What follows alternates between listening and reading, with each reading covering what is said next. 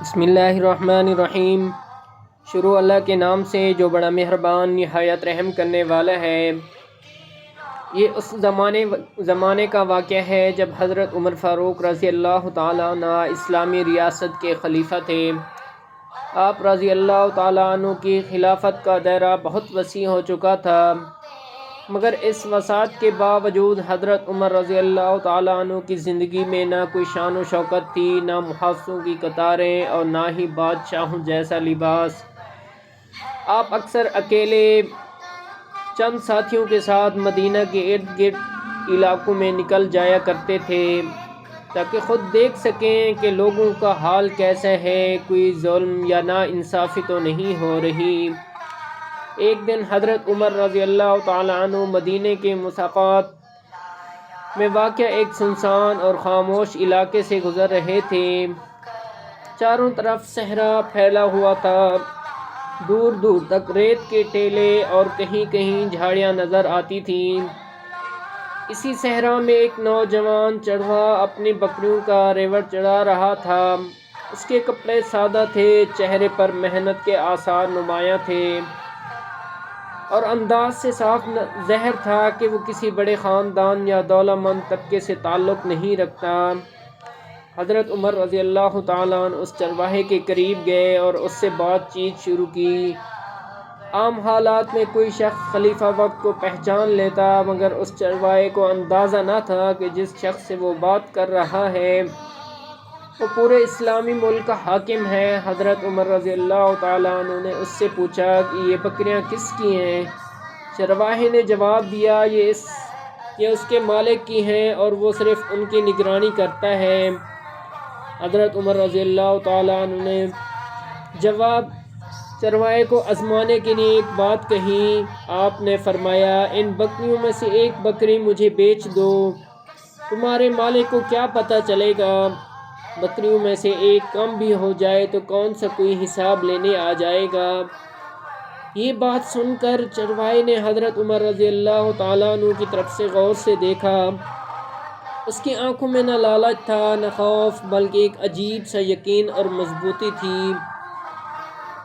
چرواہے نے نہایت سادگی سے جواب دیا، بکریاں میرے مالک کی ہیں، میں ان کا امین ہوں۔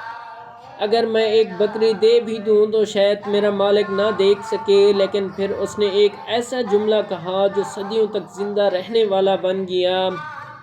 اس نے کہا، پھر اللہ کہاں ہے؟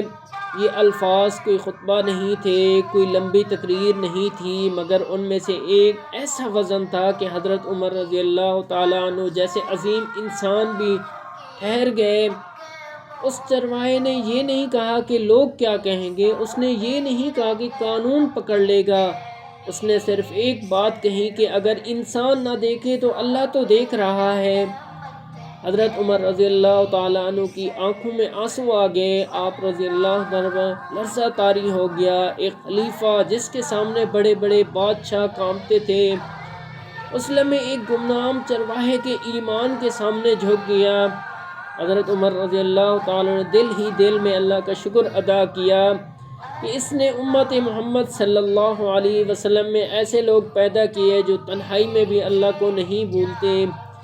حضرت عمر رضی اللہ تعالیٰ نے چرواہے کو بتایا کہ وہ کون ہے۔ جب چرواہے کو معلوم ہوا کہ وہ خلیفہ وقت سے بات کر رہا ہے تو وہ گھبرا گیا، مگر حضرت عمر رضی اللہ تعالیٰ نے اسے تسلی دی۔ روایت میں آتا ہے کہ حضرت عمر رضی اللہ تعالیٰ نے اس چرواہے کو آزاد کرایا، اس کی حالت بہتر کرنے کا انتظام کیا، مگر اصل انعام وہ نہیں تھا۔ اصل انعام یہ تھا کہ اس چرواہے کا ایک جملہ تاریخ اسلام میں ایمان کی علامت بن گیا۔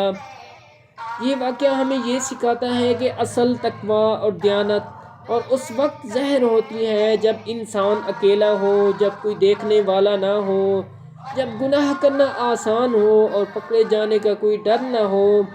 یہی وہ مقام ہے جہاں انسان اور اللہ کے درمیان تعلق کی حقیقت سامنے آتی ہے۔ حضرت عمر رضی اللہ تعالیٰ جیسے عادل حکمران بھی اس لیے عظیم تھے کہ وہ ایسے لوگوں کی قدر کرتے تھے، ان سے سیکھتے تھے اور اپنے آپ کو سب سے بڑھ کر جواب دہ سمجھتے تھے، اور چرواہا اس لیے عظیم بن گیا کہ اس نے دنیا کے فائدے کے مقابلے میں اللہ کی رضا کو ترجیح۔ یہ واقعہ ہمیں آج بھی ہمیں پیغام دیتا ہے کہ ایمان کا اصل امتحان مجمع نہیں ہے بلکہ تنہائی میں ہوتا ہے، جب دل سے آواز ہے کوئی نہیں دیکھ رہا، تو اگر جواب یہ ہو کہ اللہ دیکھ رہا ہے تو یہی سچا ایمان ہے۔ تو دوست، آج کے حکمرانوں کو ہم دیکھ لیں، وہ سب کے سامنے چور ہوتے جا رہے ہیں، سب کچھ کر رہے ہیں، مگر ان کو یہ سمجھ نہیں آ رہا کہ اللہ دیکھ رہا ہے۔ ہمارا کیسا پاکستان ہے، اسلامی ملک بنا ہے، لیکن اس میں اتنی چوریاں ہو رہی ہیں، اتنا اس ملک کو لوٹا جا رہا ہے، سب کچھ ہوتا جا رہا ہے، مگر یہ دیکھو ہمارے جو حکمران ہیں وہ کہاں ہیں؟ ان کو کوئی نظر ہی نہیں آ رہا، نہ ان کو ڈر ہے، نہ خدا کا، نہ کسی کا بھی کسی کے بارے میں نہیں سوچتے۔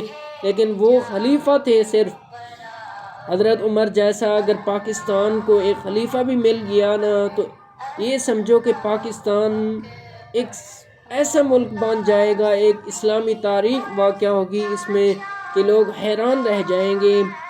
دوست، آج اگر ہمارا ملک چل بھی رہا ہے تو اس واقعے سے چل رہا ہے، اس ہمت سے چل رہا ہے۔ کچھ لوگ ہیں اس میں جو اللہ کو یاد کرتے ہیں۔ میرے دوست، اللہ آپ کا حامی و ناصر ہو، اللہ ہمیں ایمان پر سلامت رکھے، اللہ ہمیں ہر گناہ سے بچائے، اللہ پر ایمان رکھنے کی اللہ ہمیں اپنے اوپر ایمان رکھنے کی توفیق عطا فرمائے، ہمیں ایسے واقعات سے نہ گزارے جس سے ہم پریشان رہیں۔ اللہ پاک ہمیں اس پر عمل کرنے کی توفیق عطا فرمائے، اللہ پاک حکمرانوں کو ہدایت دے، ہمیں بھی ہدایت دے، ہر گناہ سے بچائے۔ تب تک خدا حافظ، ملتے ہیں آنے والی ویڈیو میں۔ اگر یہ ہمارا واقعہ اچھا لگا ہو آپ کو، تہ دل سے میں شکر گزار ہوں آپ کا۔ اللہ آپ کا حامی و ناصر ہو، چینل کو سبسکرائب بھی لازمی کریں۔ تب تک خدا حافظ، ملتے ہیں آنے والے واقعے میں۔ اللہ آپ کا حامی و ناصر ہو۔